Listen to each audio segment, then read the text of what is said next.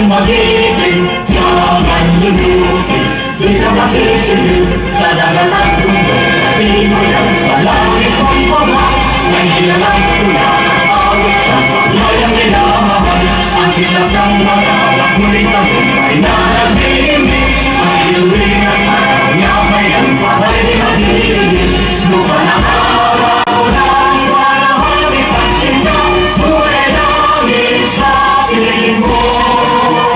Ang hiyaya na pagpay marami, ang mamatay ng dahil sa'yo.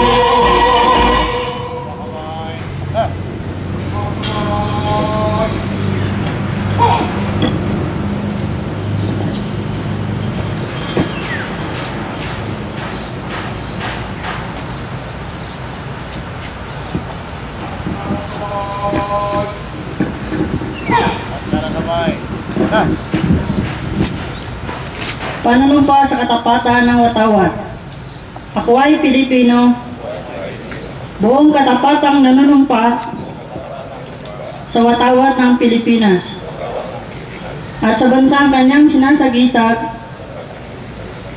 na may dangal, katarungan at kalayaan, na pinakikilos ng sambayanang makadiyos, makakalikasan, makatao, at makawansa.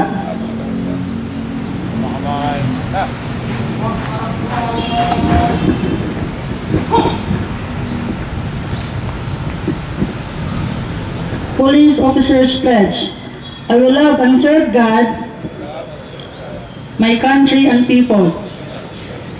I will uphold the Constitution and obey legal orders of the duly constituted authorities. I will oblige myself to maintain a high standard of morality and professionalism. I will respect the custom and traditions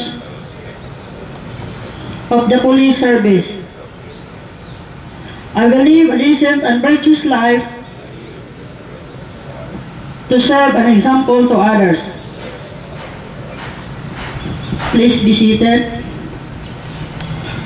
And now, for the second part of our activity, let us hear a message from our speaker of the day.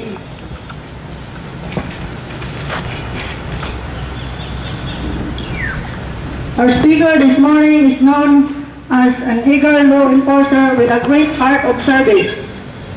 A native of Rizal, Jimenez, Misamis Occidental, and his wife. Lovely Lizard are blessed with 3 children, namely Joey Lawrence, Lorraine Juzel, and Joey Lerald. He finished his elementary education at Jimenez Central School and his secondary education in College of St. John the Baptist. In 1960, he earned his Bachelor of Science in Commerce major in Marketing at Southwestern University in Cebu City. He believes that one can continue improve himself, so he took Bachelor of Laws at the Misamis University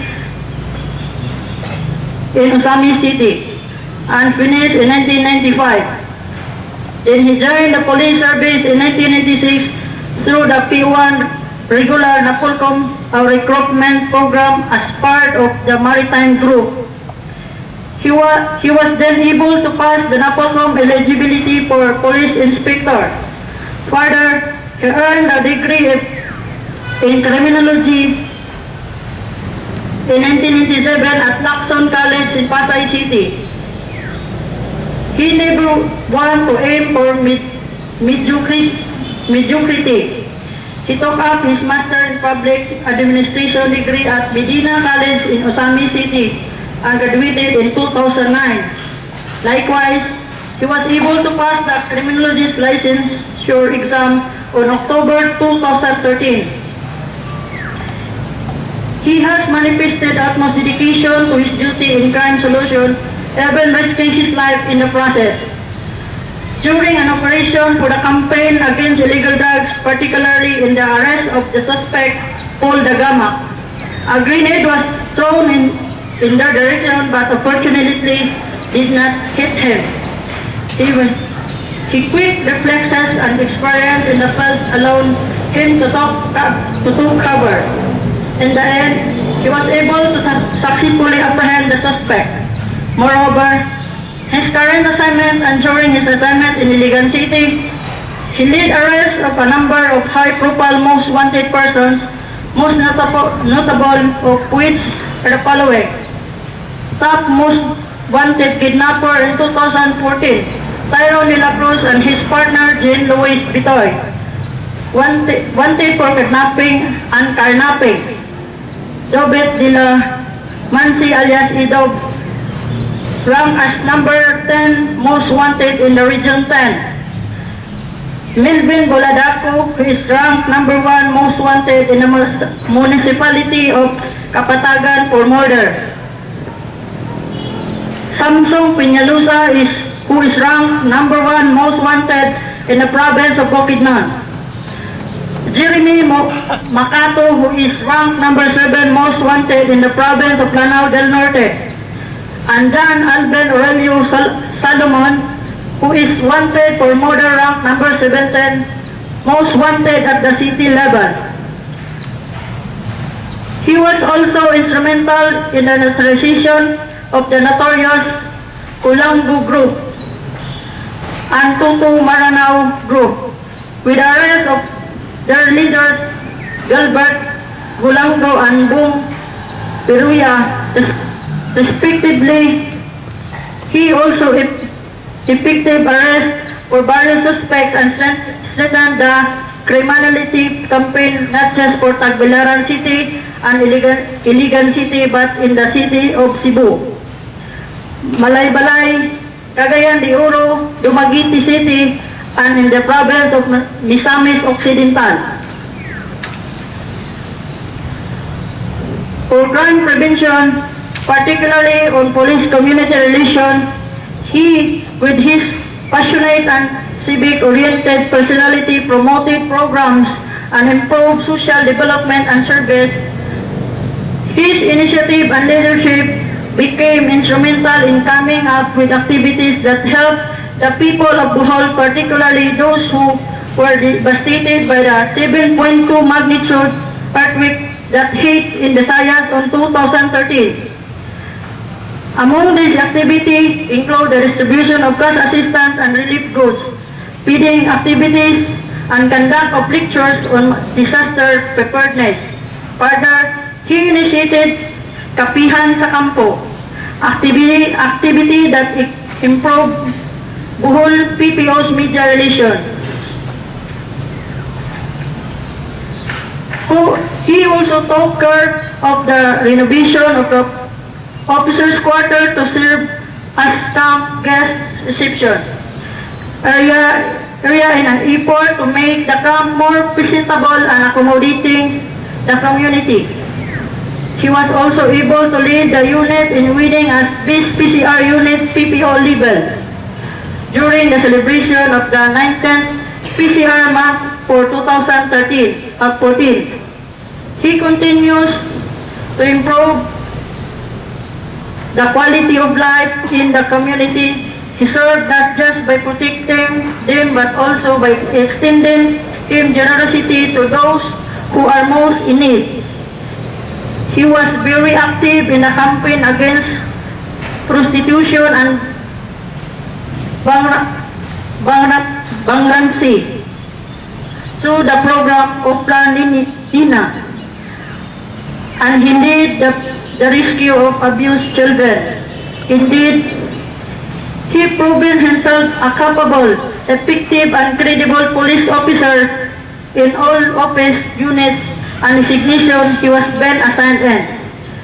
With much ado, please help me welcome our speaker, no less than Police Superintendent Joey Pasito Yape, Jr., Chief PIDNB. A big hand, please.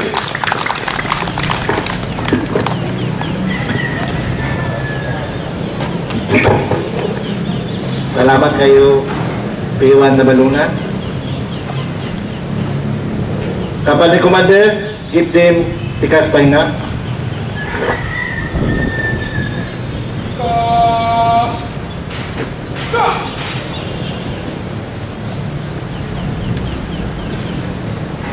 To our beloved Provincial Director, Police Senior Superintendent Dennis Palo Agustin, sir. To our DPDO, Superintendent Nobito Atanasio, sir. Pastor Rupino Pudalan, staff officers, PILO officers, and PCOs, in your peace, our friends from media, visitors, ladies and gentlemen, good morning. First of all, I would like to extend my gratitude to our Provincial Director for giving me a chance to talk with you today in our Monday traditional flag raising ceremony. It is an honor to speak in front of you, an honor indeed that I shall release this as epitome of respect and dignity you have given me. A privilege I must heed with all humility to exemplify the ideals and underlying moralities of the PNP. Thomas Jefferson once said, change and do it for the better.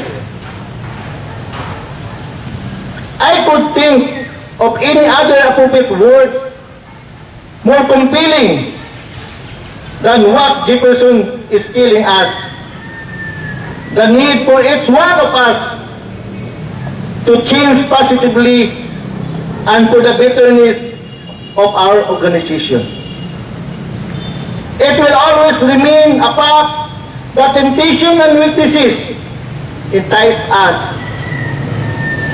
in our line of duty, and no matter whether we lose our ways now and then. It is only our willingness to accept this call of duty with purity of heart and without malice can we contribute to the more obligation we owe to the PNP. This not only changes us from being ordinary persons, but indubitably makes us greater persons, not only to the PNP, but to the entire community as well. I arrived Bohol PNP on November 16, 2013. I did have several apprehensions and excitement as I came to report those days. Apprehension in the sense that for several years I had been with CIDG, or Criminal Investigation and Detection Group, that I had to shape on a local-based PNP. Excited for the same reason and looking forward for what PNP beholds me. I want very grateful for the fact of warm welcome of the Bohol PNP members, the PILO officers and the staff, and most especially of our beloved Provincial Director, Police Senior Superintendent Dennis Palo Agustin. The trust and confidence be bestowed on me is heartwarming, make me motivate for rendering job in an honest and possible way myself can mean.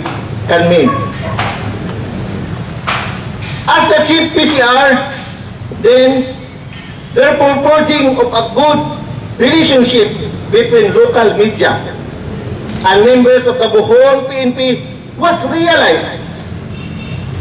With the very strong leadership of Sir PD Dennis Agustin, this bond between media and press people and that of us members of the Bohol PNP remain cohesive as epoxy can bind. For this cohesiveness, Police people can easily disseminate to the community the happening of our agency. The advocate of Auckland Tukis, wanted person, the Contra Druga, among others, made the community awareness and the alarm contributes to the rising rate of a good peace and order province. We must trust and confidence with trust and confidence of our beloved provincial director bestowed unto me. I was even concurrently appointed as head on finance and the PIO or Public Information Officer of this agency. And for that extra job, salamat kayo, PD Senior Superintendent General Agustin, sir, for the experience. It teaches me a lot and had helped refine and define my personality at above mentioned. By seeing that Thomas Jefferson change and do it for the better. It's one of us in our personality. Windows has a closed window.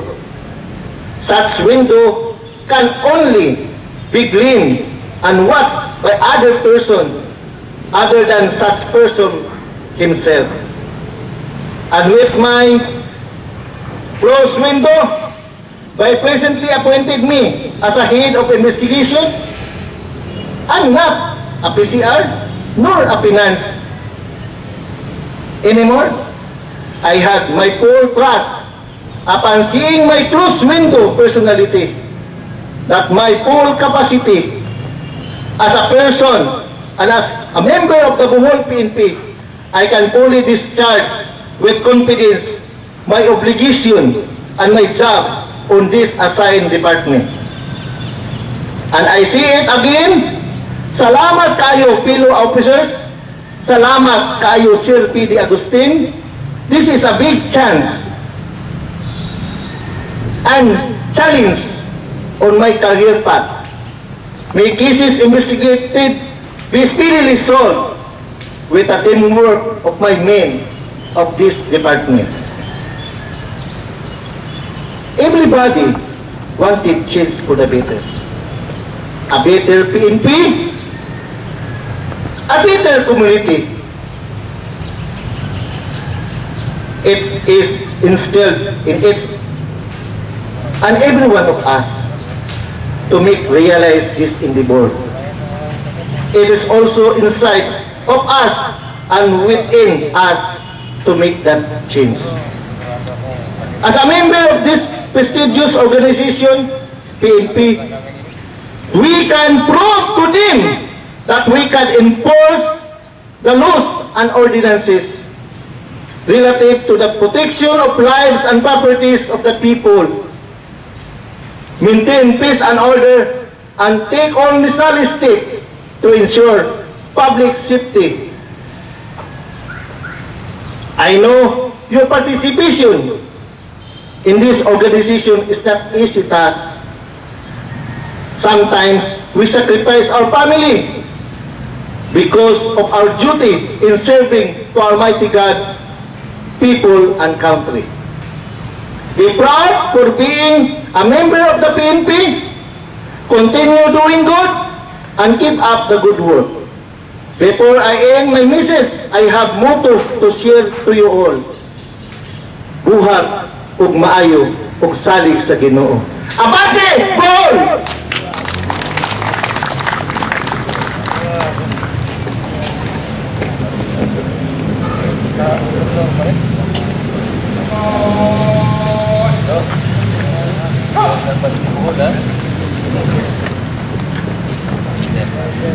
This time, to conclude, let us sing the PNP hymn.